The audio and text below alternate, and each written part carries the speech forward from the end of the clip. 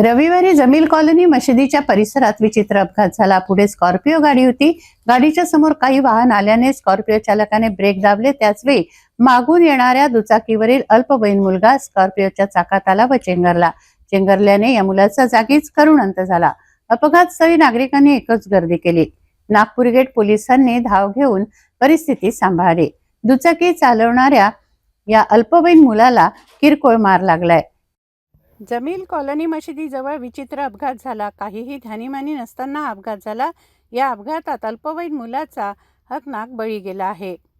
दोघे अल्पवयीन मुलं ॲक्टिवा दुचाकीवरून जात होते।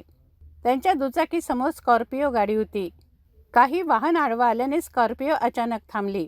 बहुधा दुचाकी भरधाव असावी। स्कॉर्पिओ थांबताच दुचाकीवरील मागे बसलेला अल्पवयीन मुलगा स्कॉर्पिओच्या चाकात आला आणि चिरडला गेला।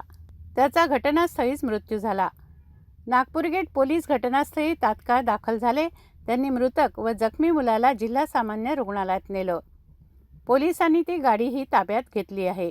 जिल्हा सामान्य रुग्णालयात सुद्धा नागरिकांनी मोठी गर्दी केली। अल्पवयीन मुलं गाडी चालवत होते। अल्पवयीन मुलांच्या हातात गाडी देताना पालकांनीही जागरूकता बाळगायला पाहिजे असं आवाहन सिटी न्यूज करत आहे।